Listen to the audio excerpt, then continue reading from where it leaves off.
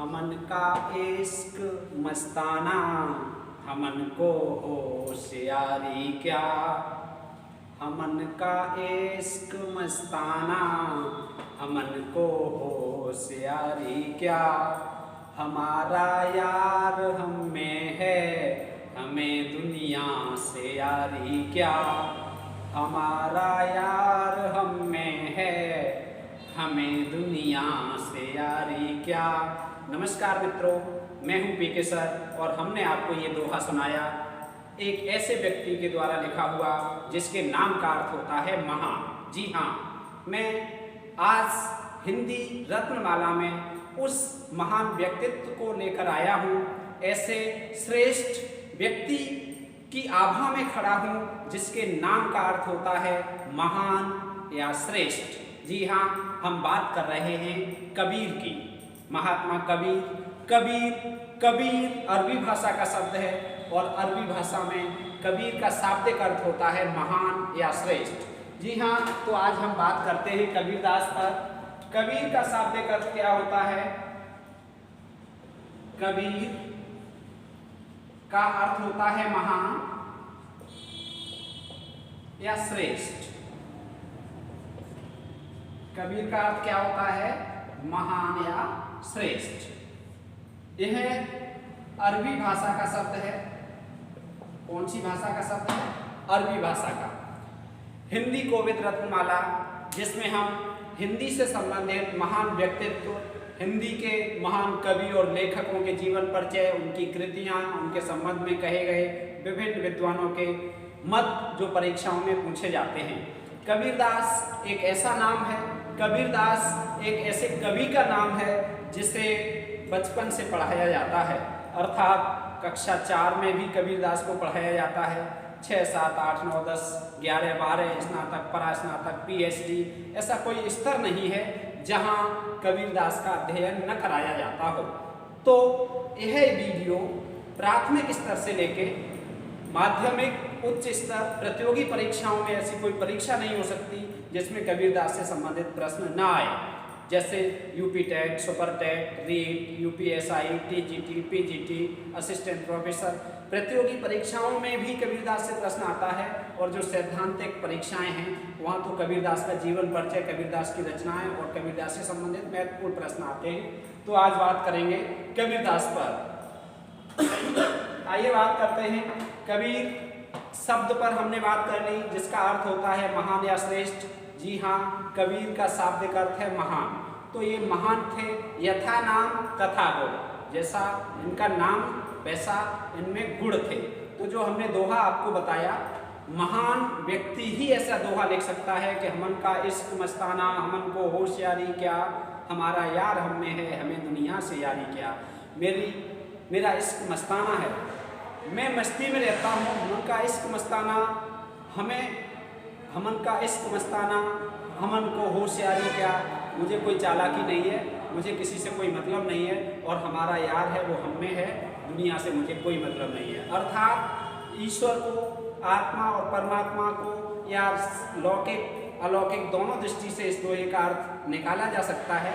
तो कबीर के जन्म के संबंध में बहुत अधिक मतभेद है। कबीर का जन्म कब हुआ, इस संबंध में अंतः साक्ष्य और बहिर्साक्ष्य के आधार पर विभिन्न प्रकार के मतभेद हैं, जिनमें से हमने कुछ यहाँ पर लिखे हैं। राम कुमार वर्मा जी ने कबीर का जन्म 1398 ईस्वी में माना है और इनका निधन 1493 ईस्वी में माना है। इनके अनुसार कबीरदास की उम्र 96 वर्ष थी। ऐसे ही पीताम्बर दत्त बड़थवाल ने 1370 ईस्वी में इनका जन्म माना है और 1448 में इनका निधन और 78 वर्ष इनकी उम्र बताई है। सेन ने 1398 में जन्म, 1448 में निधन और सिर्फ 50 वर्ष इनकी जीवन अवधि बताई है। मैकालिक और भंडारकर ने 1398 में जन्म, 1518 में निधन बताकर 120 वर्ष बताई है, जो अधिकांश परीक्षाओं में भी रहती है। यही सर्वाधिक मान्य है, 120 वर्ष। रामचंद्र शुक्ल के अनुसार माना जाए तो इनका जीवन काल 119 वर्ष तक चला। 1399 में जन्म हुआ और 1518 में इनका निधन हुआ। मिश्र बंधु और हरिऔध ने 1398 में जन्म माना है, 1495 में निधन इनके अनुसार 97 वर्ष तक ये जीवित रहे थे और वेस्टगार्ड तथा डॉक्टर एफ.ई.के ने 1440 में इनका जन्म माना और 1518 में निधन। तो इन सब में ये सबसे ज्यादा प्रामाणिक मानी जाती है। इनके जन्म के संबंध में एक दोहा प्रचलित है, आइए बात करते हैं। 1455 साल गए चंद्रवार एक ठाठ ठये, जेठ सुदी बरसायत को पूरण मासी तिथि प्रकट भये।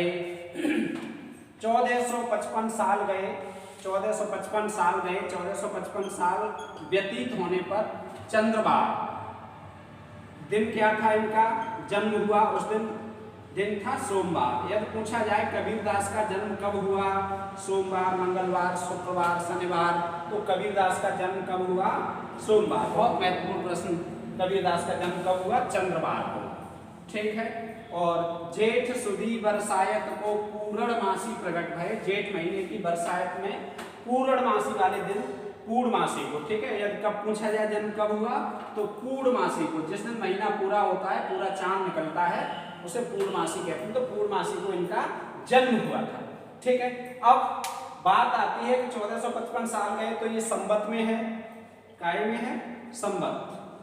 अब 1455 में से यदि हम 57 वर्ष घटाएंगे तो 1398 आया, ठीक है। तो ये दोहा इनके जन्म के संबंध में जो प्रचलित दोहा है, 57 इसलिए घटाए कि जब हम विक्रमी संवत में से 57 वर्ष घटाते हैं तब हम ईसवी सन को प्राप्त कर लेते हैं, ठीक है। ये जो 57 वर्ष आगे चलता है, विक्रमी संवत ईसवी सन से 57 वर्ष आगे चलता है, ठीक है। जैसे अभी 2021 ईसवी सन चल रहा है और यदि इसमें 57 जोड़ दोगे तो विक्रमी संवत में आप पहुंच जाओगे, ठीक। तो ये इनके जीवन के संबंध में महत्वपूर्ण दोहा है जिस पर हमने बात की। ये कपड़ा उठा देना। आगे अब हम बात करते हैं जन्म स्थान के संबंध में। तो जैसे इनका जन्म समय विवादित है, निश्चित नहीं है, हालांकि अधिकांश लोगों ने 1398 ईस्वी माना है इनका आविर्भाव कब हुआ, ऐसे ही इनका जन्म स्थान भी विवादित है। आइए थोड़ी सी बात ये भी करते हैं कि जन्म इनका हुआ कैसे, जन्म स्थान पे तब बात करेंगे। उसी से संबंधित इनके संबंध में कई किंवदंतियां प्रचलित हैं। एक किंवदंती ऐसी है कि नीरू नीमा नामक जुलाहा दंपत्ति निसंतान थे। उन्हें रात में एक स्वप्न आया और उन्हें स्वप्न में ये कहा गया कि आप लहर तारा नामक तालाब पर जाइए, आपको संतान की प्राप्ति होगी। तो नीरू नीमा अगले दिवस सुबह जगकर लहर तारा नामक स्थान जो काशी में है, एक तालाब था, वहां पर पहुंचे तो कमल के पुष्प पर एक बालक को कमल के पुष्प पर इन्होंने लेटा पाया। इन्होंने उसे अपनी गोद में उठा लिया, वही बालक कबीर कहलाया, ठीक है। एक तो किंवदंती ये है। दूसरी किंवदंती ये है कि कबीरदास का जन्म एक विधवा ब्राह्मणी के गर्भ से हुआ था। उस समय के श्रेष्ठ संत थे रामानंद जी। रामानंद जी ने किसी विधवा ब्राह्मणी को संतान उत्पन्न होने का आशीर्वाद दे दिया, तो उनके आशीष से विधवा ब्राह्मणी के एक बालक पैदा हुआ। तो वह विधवा लोक लाज के भय से बालक को लहर तारा नामक स्थान पर छोड़ गई। वहां से गुजरते हुए नीरू और नीमा नामक जुलाहा दंपत्ति ने उन्हें उठा लिया और उठाने के बाद पालन पोषण किया। तो इनका जन्म स्थान है, जन्म स्थान, आविर्भाव स्थान, प्रकटीकरण इनका कहाँ हुआ, तो इसके संबंध में जो हमने आपको बता दिया, लहर तारा बहुत पूछा जाता है परीक्षाओं में, कबीरदास का जन्म कहाँ हुआ। लहर तारा नामक तालाब था और यह तालाब कहाँ था, काशी, ठीक है, जिसे वाराणसी भी कह सकते हैं और जिसे बनारस भी कहते हैं, ठीक है, काशी, वाराणसी या बनारस। एक मत तो ये हो गया। एक दूसरा मत ये है कि इनका जन्म स्थान कुछ विद्वान मगहर मानते हैं, मगहर, ठीक है। तुलसीदास के जन्म को कुछ विद्वान ऐसा मानते हैं कि इनका जन्म कहाँ हुआ था, मगहर में हुआ था, और मगहर में इनका निधन भी हुआ था। अर्थात जब ये मृत्यु के सन्निकट थे तब काशी छोड़कर ये मगहर चले गए थे अपनी जन्मभूमि पर प्राण त्यागने के लिए, ऐसा कहते हैं। लेकिन वैसे ऐसा कुछ लोग इस तर्क का खंडन करते हैं और वो ये कहते हैं कि लहरतारा नामक स्थान पर जन्म हुआ था और मगहर वो इसलिए गए थे, कहा जाता है कि काशी में मृत्यु होने पर स्वर्ग और मगहर में मृत्यु होने पर नरक मिलता है, तो इन्होंने इस बात का खंडन करने के लिए मगहर गए थे जहां इन्होंने अपने प्राण त्यागे थे। तो हमने जो आपको एक दोहा सुनाया वो है इनके निधन स्थल मगहर पर बनी हुई इनकी समाधि पर यह दोहा लिखा हुआ है जो हमने आरंभ में आपको सुनाया। तो मगहर को इनका जन्म स्थान मानने वाले जो प्रमुख विद्वान हैं उनमें से हम आपको बताते हैं कौन कौन से प्रमुख हैं। उनमें हैं पीताम्बर दत्त बड़थवाल, जो आपको अभी ऊपर नाम लिखा था, पीताम्बर दत्त बड़थवाल। इन्होंने माना है कबीरदास का जन्म मगहर में हुआ था। ठीक है। कहा ऐसा जाता है कि कबीरदास का जन्म होने के बाद इनके पिता नीरू, इनका नाम क्या था, नीरू, नामकरण कराने के लिए काजी के पास ले गए कबीरदास को। किनके पास? काजी के पास। मुस्लिम थे तो काजी के पास ले जाएंगे, तो काजी के पास ले गए। काजी ने कबीरदास को देखा तो काजी ने कहा यह तो बालक बहुत अलौकिक है और इसे मार दो। इस बात से इनके पिता नीरू तैयार हो गए कबीरदास को मारने के लिए। जब यह बात उनकी पत्नी नीमा को पता चली तो नीमा ने इस बात का विरोध किया और अपने बालक को लेके नीमा अपने मायके चली गई। नीमा का मायका था मगहर में, ध्यान रखना, नीमा का मायका कहाँ था? मगहर में। तो मगहर में नीमा कबीरदास को लेकर रही, वहाँ पर कबीरदास का पालन पोषण हुआ। कबीरदास ने भी एक स्थान पर कहा है कि हमने जब होश संभाला तो हमने मगहर देखा। अर्थात उनके कहने का आशय यही हो सकता है कि जब कबीरदास बड़े हुए हों तो उनकी माँ मगहर में थी मायके में, तो इन्होंने सबसे पहले मगहर को देखा हो, ऐसा कहा जाता है।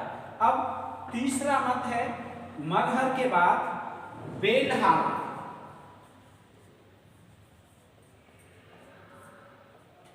बेलहारा गांव इनका जन्म स्थान माना जाता है, जो आजमगढ़ में है।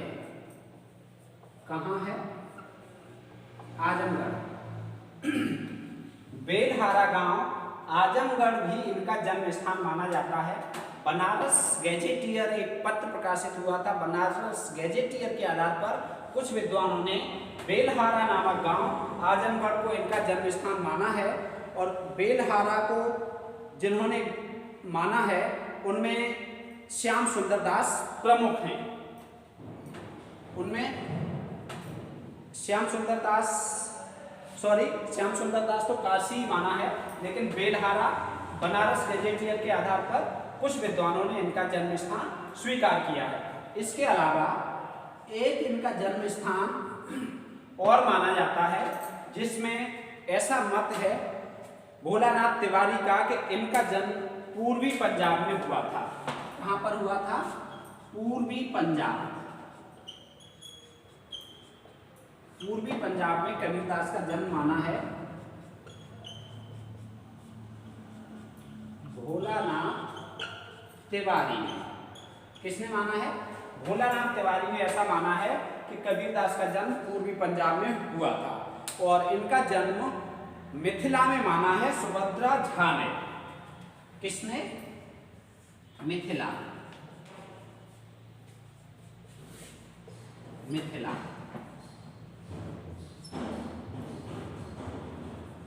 सुभद्रा झा। कबीरदास का जन्म मिथिला के अनुसार सुभद्रा झा के अनुसार कबीरदास का जन्म मिथिला में हुआ था। तो ये इनके जन्म स्थान के बारे में कुछ विवादित स्थान हैं जो आपके लिए बहुत महत्वपूर्ण हो सकते हैं। लहर तारा आपने पढ़ा है, आपको विस्तृत जानकारी देने के लिए हमने ये चीजें आपको यहाँ संक्षेप में बताई। लेकिन कबीरदास ने ऐसा लिखा है, कबीरदास की पंक्ति से ऐसा पता चलता है कि कबीरदास का जन्म कहाँ पर हुआ था। कबीरदास का जन्म काशी में हुआ था। उन्होंने स्वयं लिखा है, काशी में हम प्रकट भये रामानंद चेताए। ठीक है, इससे संबंधित यहाँ लिखे दे रहे हैं, काशी में हम प्रकट भये, काशी में हम प्रकट भये रामानंद चेताए, रामानंद चेताए।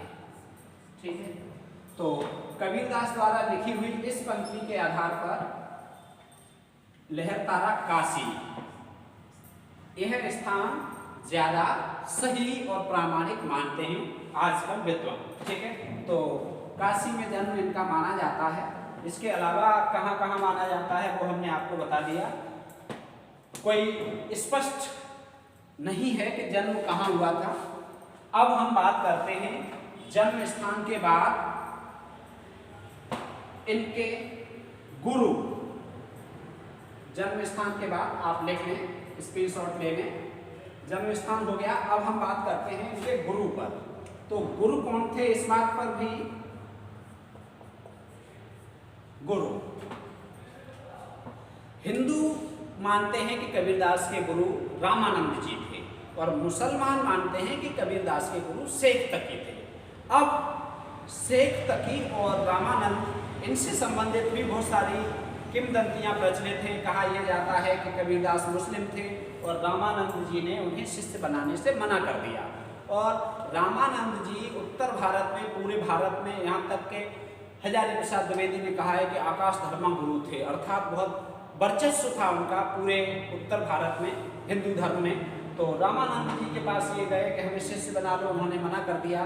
लेकिन इनके मन में यही था कि मैं रामानंद जी को ही अपना गुरु बनाऊंगा। ठीक है, क्यों इन्हें पता था कि रामानंद जी बहुत ऊंचे संत थे, गुरु बनाने लायक थे, इसलिए क्योंकि ये विवेकवान थे, पढ़े लिखे नहीं थे। कबीरदास पढ़े लिखे नहीं थे। इन्होंने स्वयं कहा है, मस कागज छुयो नहीं, कलम गही नहीं हाथ। मैंने कागज कलम कुछ भी नहीं छुआ है। तो ये पढ़े लिखे नहीं थे, उन्होंने स्वयं स्वीकार किया है। अब जब पढ़े लिखे नहीं थे लेकिन विवेकवान थे, योग्य थे, भ्रमण करके इन्होंने ज्ञान प्राप्त किया था, तो इन्हें पता था कि गुरु कौन होने लायक है, गुरु बनाने लायक कौन है।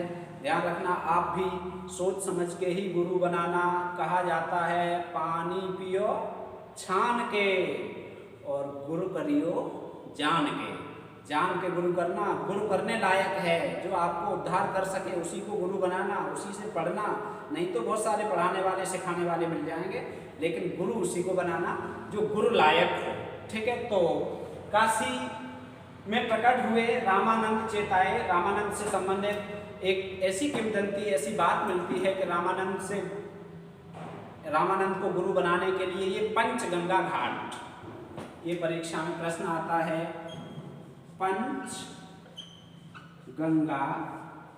घाट, जहां पर रामानंद जी ब्रह्म मुहूर्त में, ब्रह्म मुहूर्त 3:30 बजे से सूर्योदय से पहले तक का समय होता है, उस समय को ब्रह्म मुहूर्त कहते हैं। तो ब्रह्म मुहूर्त में प्रतिदिन पंचगंगा घाट, गंगा जी में स्नान करने के लिए रामानंद जी जाया करते थे। एक दिन क्या हुआ, कबीरदास उसी पंचगंगा घाट पर सीढ़ियों पर जाकर लेट गए। अंधेरा था, सुबह, तो गुरुजी स्नान करने के लिए जा रहे थे। आगे बढ़ते गए, गुरुजी को नहीं दिखाई दिया। गुरुजी का पैर कबीरदास के ऊपर पड़ गया और उनके मुख से अकस्मात निकला राम राम। जैसे ही राम राम निकला, वैसे ही कबीरदास उठ खड़े हुए और गुरु को प्रणाम किया कि गुरुजी, आज से आप हमारे गुरु हो और आपके मुख से निकला राम राम शब्द हमारे लिए गुरु मंत्र है। अर्थात गुरु के मुख से निकला हुआ शब्द क्या है, गुरु मंत्र। गुरु की महत्ता इनकी नजरों में बहुत थी। इन्होंने ही ये दोहा लिखा है जो आप सब जानते हैं, गुरु गोविंद दो खड़े काके लागू पाए और बलिहारी गुरु आपने गोविंद दियो बताए। इसके अलावा इन्होंने गुरु को गोविंद से ऊंचा बताया, गुरु को ईश्वर से बड़ा बताया है। जो कबीरदास को जिन्होंने पढ़ा है, नहीं पढ़ा है तो हम आपको बताते हैं। कबीरदास ने लिखा है, कबीरा हरि के रूठते गुरु की शरण जाए, जो कबीर गुरु रूठते हरे नहीं होत सहाय। कबीरदास जी कहते हैं यदि गुरु रूठ जाएं तो हरे सहायता नहीं करते, और हरे ईश्वर, यदि ईश्वर रूठ जाए आप पे, सारी दुनिया रूठ जाए, आप गुरु की शरण में चले जाओ, आपका कोई कुछ नहीं बिगाड़ सकता। और यदि गुरु रूठ गए तो भगवान आपकी मदद नहीं कर सकते। इसलिए गुरु से बना के रखो, गुरु का आशीर्वाद लो। यदि सफलता चाहते हो और जीवन में खुशियाँ चाहते हो तो गुरु के आशीष के बिना किसी को न सफलता मिली है और न मिलेगी। तो इन्होंने अपने गुरु बना लिए रामानंद जी। ठीक है, रामानंद जी के 12 प्रमुख शिष्य थे जिनमें कबीरदास सर्वप्रधान माने गए। इसके बाद रामानंद जी इनके गुरु बन गए। रामानंद जी ने कहा, बेटा मैं हार गया और तू जीत गया, अब आज से मैंने तुझे अपना शिष्य स्वीकार कर लिया। दूसरा पक्ष एक और है, मुसलमान मानते हैं कि इनके गुरु रामानंद नहीं थे, शेख तकी थे। कौन? शेख तकी। ये मुस्लिम पीर थे, मुस्लिम गुरु थे उस समय। और उसी समय कबीर के समय में समकालीन थे सिकंदर लोदी।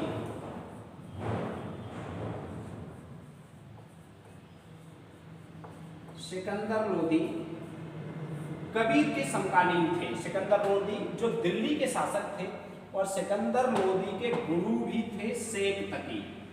अब क्या हुआ कि कबीर की अधार्मिक बातें सुनकर, कबीर की मुस्लिम धर्म के विरोध की बातें सुनकर, मुस्लिम धर्म के विरोध की बातें क्या, कबीरदास ने हिंदुओं को भी लताड़ा, मुस्लिमों को भी। जहां हिंदुओं में आडंबर दिखाई दिए, रूढ़िवादिता दिखाई दी, अंधविश्वास दिखाई दिए, वहां हिंदुओं को लताड़ा। और जहां मुस्लिमों में ऐसा दिखाई दिया, वहां मुस्लिमों को फटकार लगाई। तो कबीरदास स्वतंत्र रूप से कहते थे कि काकर पाथर जोड़ के मस्जिद लई चुनाए, ताचड़ मुल्ला बांग दे का बहरा हुआ खुदाए।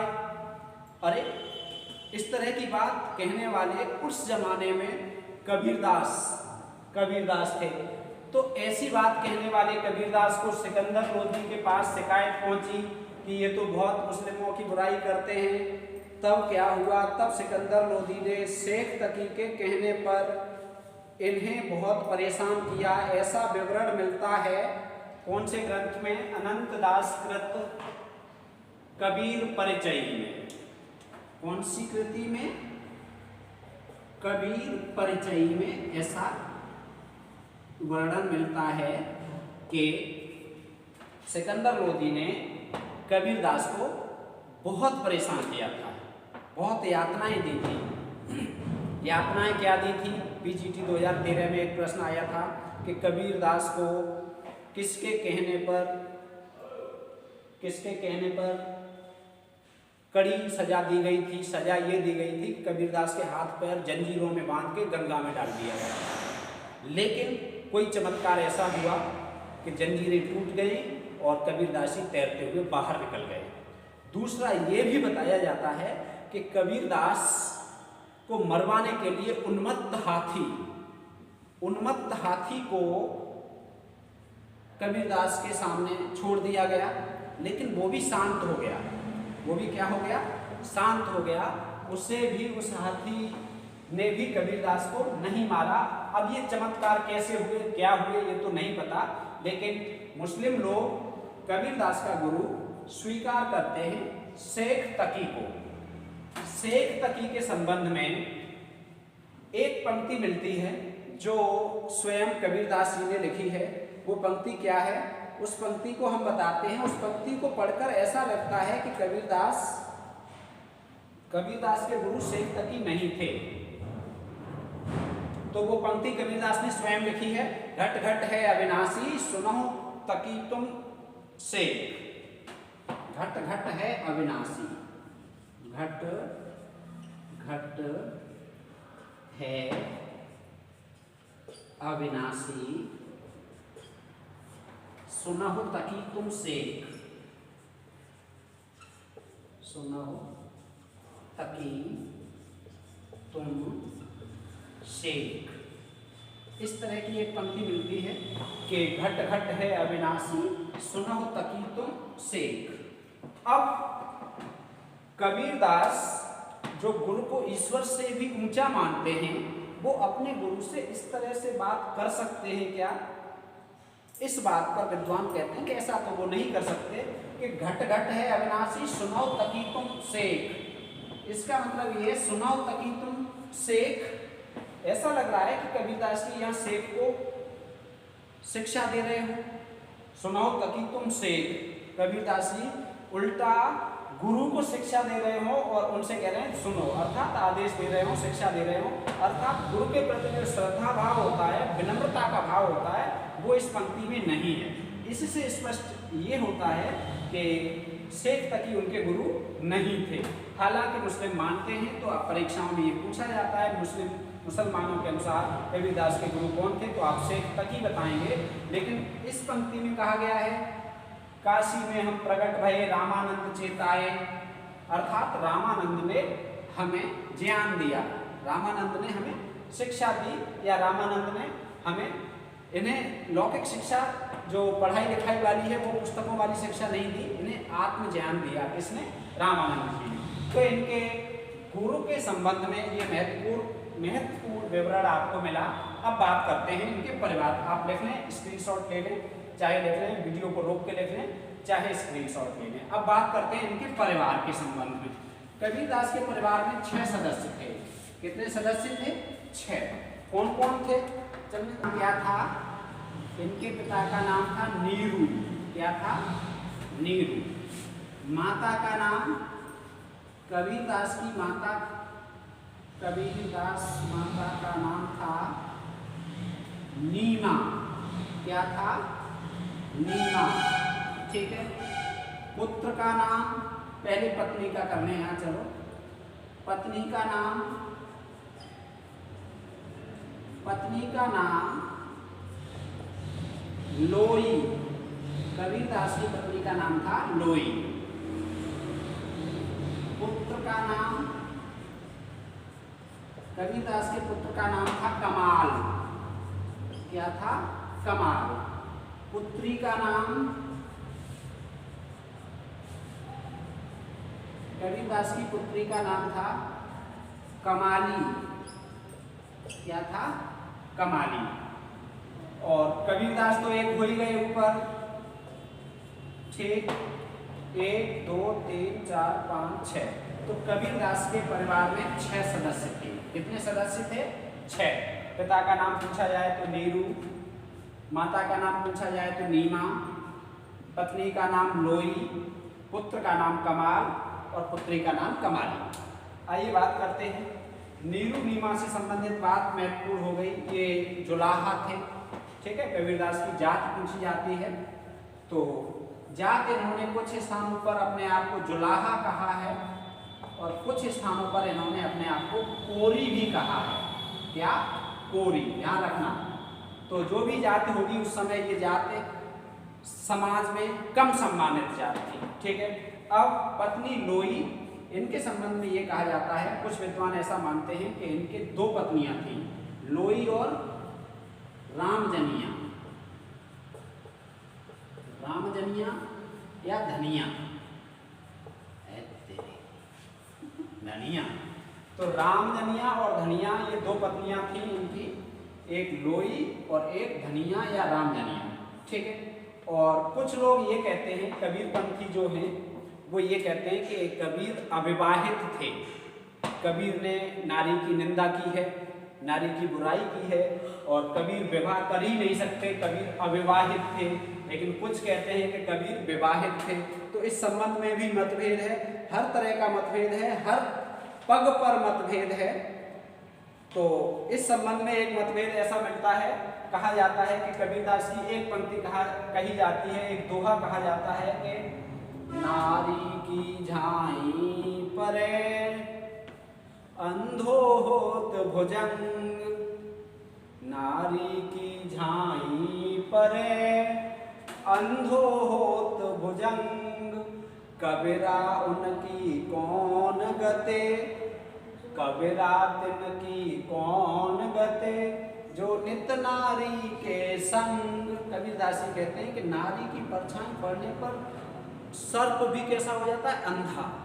जब सर्प अंधा हो जाता है तो जो लोग नित्य नारी के साथ रहते हैं दिन प्रतिदिन, उनका हाल क्या होगा। जब ऐसी बात कहने वाले कबीरदास दो विवाह करेंगे। कुछ का तर्क ये है कि ये दोनों उनकी पत्नियां नहीं शिष्याएं रही होंगी, जिन्हें संबोधित करके कबीरदास जी ने काव्य लिखा है। तो ये इनका पत्नी के संबंध में जो मतभेद हैं वो हमने आपको दोनों बता दिए। इसके बाद अब बात करते हैं पुत्र पर। इनके पुत्र का नाम कमाल, पुत्र का नाम क्या था, कमाल। और कमाल इनके पुत्र का नाम था। इनके पुत्र, ये अपने पुत्र से खुश नहीं थे। खुश नहीं थे, क्यों नहीं खुश थे, कमाल से ये खुश नहीं रहते थे और ये कहते थे कि बूढ़ा वंश कबीर का उपजा पूत कमाल।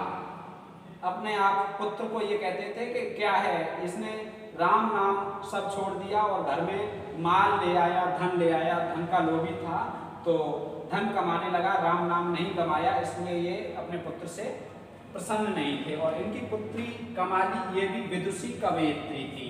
ये भी कैसी थी, विदुषी थी।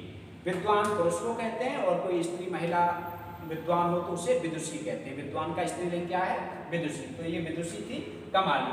ठीक है, तो ये परिवार से संबंधित कुछ महत्वपूर्ण बातें हुई। अब बात करते हैं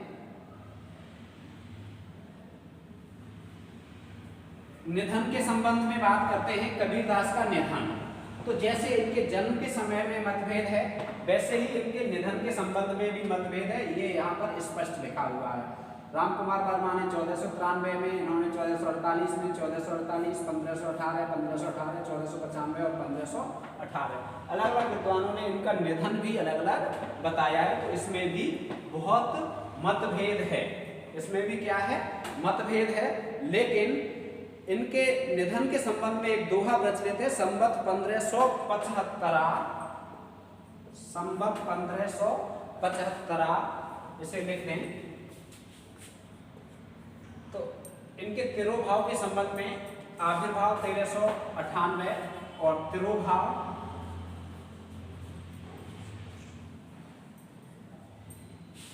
या निधन 1518 ईस्वी में हुआ। ये दोहा प्रचलित है, बहुत प्रसिद्ध। संवत 1575 कियो मगहर को गौन और माघ सुदी एकादशी रलियो कौन से कौन, आत्मा और परमात्मा एक हो गए, ईश्वर में मिल गए जाके। ये कहा जाता है कि मगहर में मरने वाले को नरक मिलता है, तो इन्होंने अपने अंतिम समय में काशी छोड़कर मगहर चले गए। इस बात का खंडन करने के लिए कि मगहर में मिलने पर भी हमें स्वर्ग मिला। तो 1518 ईस्वी में इनका निधन हुआ, इनका तिरोभाव हुआ। अब बात करते हैं इनकी रचनाओं पर। ठीक है, तो कबीरदास ने कहा है कि हम पढ़े लिखे नहीं थे, स्वयं कहा है। पहले हम आपको बता चुके हैं, कबीरदास ने स्वयं लिखा है। क्या लिखा है कि मस कागज छुयो नहीं, कलम गयो नहीं हाथ, मैंने कागज कलम कुछ भी नहीं छुआ है, न हाथ में पकड़ा है। तो अब हम इनकी रचनाओं पर बात करेंगे। इनकी एक रचना है जो बहुत प्रसिद्ध है, परीक्षाओं में बहुत पूछी जाती है। ठीक है, कृतियां या रचना डॉक्टर नगेंद्र ने 63 मानी है, जिनमें से 43 का प्रकाशन हो चुका है। एक है बीजक, जिसे अधिकांश विद्वान मानते हैं। बीजक के 3 भाग हैं, साखी, सबद और रमेनी। बीजक के कितने भाग हैं? 3, साखी, सबद और रमेनी। साखी, सबद और रमेनी। साखी तद्भव रूप है साक्षी का, काय का? साक्षी का। साक्षी तत्सम है, तत्सम, और इसका तद्भव होता है साखी। तो साखी क्या है? तद्भव। ठीक है। साक्षी या साखी का मतलब होता है जिसे आंखों के सामने प्रत्यक्ष देखा हो, वो साक्षी। तो ये साखी कैसी है? प्रत्यक्ष। ये दोहे में लिखी गई है, काहे में? दोहा छंद में। ठीक है। और ये दोहा छंद में लिखी गई हैं। और इस साखी की जो भाषा है, ये भाषा, इसके भाषा के संबंध में कबीरदास की जो भाषा थी, भाषा विभिन्न क्षेत्रों में इन्होंने भ्रमण किया था और बहुत इधर उधर जाने के कारण इनकी भाषा पर भी काफ़ी विवाद हुआ। तो इनकी भाषा, साखी की जो भाषा है, इसमें सांप्रदायिक शिक्षा दी गई है और सधुक्कड़ी भाषा में दी गई है। ठीक है। कौन सी भाषा है? सधुक्कड़ी भाषा। सांप्रदायिक शिक्षा दी गई है। सधुक्कड़ी भाषा का मतलब साधुओं की जो भाषा होती है भ्रमण करते करते, और सांप्रदायिक शिक्षा से संबंधित इसमें, सांप्रदायिक शिक्षा से संबंधित इसमें बातें हैं। ठीक है। और साखी में 59 अंग हैं। बहुत महत्वपूर्ण बात, साखी में कितने अंग हैं? 59। पहला अंग क्या है? पहला अंग गुरुदेव को अंग। क्या है? गुरुदेव को अंग। पहला अंग है गुरुदेव को अंग। ठीक है। ये साखी का पहला है। जब पहला पूछा जाए तो आप बताएंगे पहला साखी में 59 अंग हैं, उनमें से पहला क्या है? गुरुदेव का अंग। और अंतिम है अविहड़ को अंग। अविहड़ को अंग। अंतिम कौन सा है? अविहड़ का अंग। अविहड़।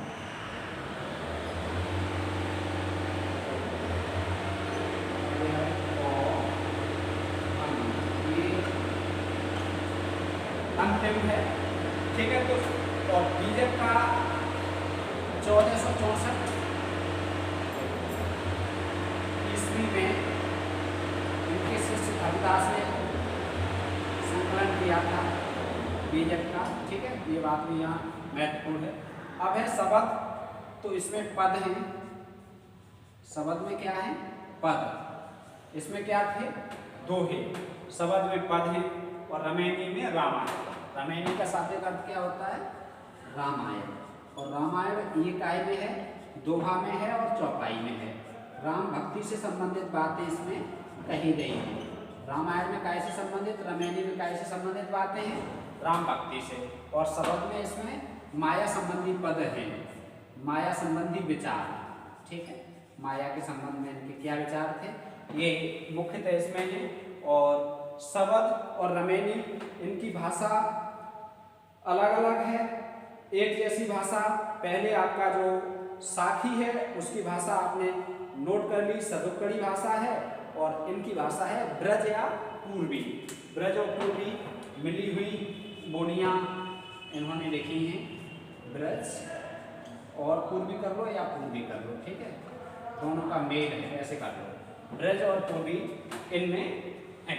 अब बात करते हैं कबीरदास की भाषा को किसने क्या कहा है। ये आप ले लें, स्क्रीनशॉट ले लें। ठीक है। मिटाई दे रहा हूँ।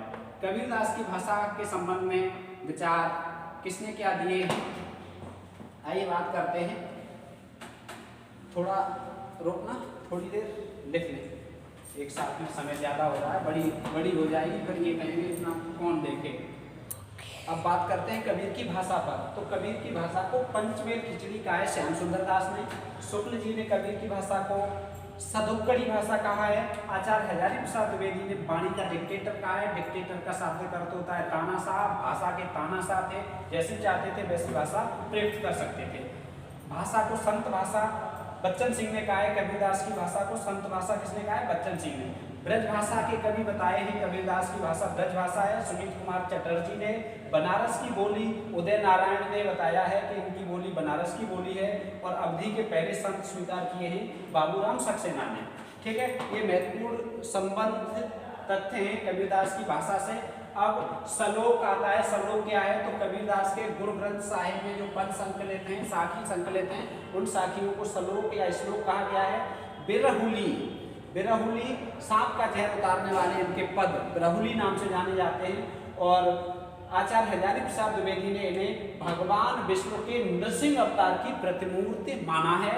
और उन्होंने ही ऐसा लिखा है, आचार्य हजारी प्रसाद द्विवेदी ने, कि कबीरदास जी सिर से पैर तक मस्त मौला, आदत से अक्कड़, स्वभाव से फक्कड़, दिल से तर, दिमाग से दुरुस्त, भक्तों के आगे निरीह और वेशधारी के आगे प्रचंड, वेशधारी के आगे प्रचंड। तो कबीरदास के संबंध में यह महत्वपूर्ण कथन किनका है? आचार्य हजारी प्रसाद द्विवेदी का। और कबीरदास के संबंध में किसी आलोचक ने कहा है कि कबीर के जितना साधारण व्यक्ति मिलना संभव नहीं है, उतना ही कबीर के जितना असाधारण व्यक्ति होना भी संभव नहीं है। कबीर साधारण भी बहुत थे और असाधारण भी बहुत थे, क्योंकि यह बात कबीरदास ही कह सकते थे। क्या कह सकते थे? कबीरदास ने ही ये बात कही है। और ऐसी हिम्मत किसमें थी जो ये कह पाए कि साधु ऐसा चाहिए जैसा सूप सुभाए, सार सार को गहे रहे, थोथा देह उड़ाए। यही आपके लिए, विद्यार्थियों के लिए, विद्यार्थी ऐसा चाहिए जैसा सूप सुभाए, जैसा सूप में होता है सार सार रह जाता है और जो भूसी भूसी होती है वो निकल जाती है। ऐसे ही आपको जो सार मिले, जहाँ सार मिले वहाँ पढ़ो, यहाँ सार मिला तो यहाँ पढ़ो, और सार न मिले तो यहाँ मत पढ़ना। ठीक है? चैनल यदि अच्छा लगे, जानकारी यदि अच्छी मिले तो लाइक करना, शेयर करना, सब्सक्राइब कर लेना। और यदि आपको ऐसा लगता है कि हमारे उपयोग की बात नहीं है तो आप सब्सक्राइब न करें, लाइक न करें, कोई बात नहीं है। ठीक है? तो ये कबीरदास के संबंध में, और कबीरदास के एक दोहे के साथ कबीरदास को याद करते हुए जो कबीरदास ने जीवन का सार कहा है, जिसमें जीवन का सार है, क्या है? कबीरदास ने कहा है कि पोथी पढ़े पढ़े जग हुआ, पोथी पढ़ पढ़ जग हुआ, पंडित भयान कोय, पोथी पढ़ पढ़ जग हुआ, पंडित भयान कोय, ढाई आखर प्रेम का पढ़े सो पंडित होय। ढाई अक्षर प्रेम के जो पढ़ेगा वही विद्वान है, वही पंडित है। बाकी इनकी उलटवासियों को उल्टा वेद कहा गया है, ध्यान रखना। इन्होंने उलटवासी लिखी, उन्हें उल्टा वेद कहा गया है। और कबीरा खड़ा बाजार में सबकी मांगे खैर, ना काहू से दोस्ती ना काहू से बैर। ध्यान रखना, ज्यादा दोस्ती रखोगे तब भी दुख मिलेगा और ज्यादा बैर करोगे तब भी। तो कबीरदास की बात को मानो, न किसी से दोस्ती न किसी से दुश्मनी।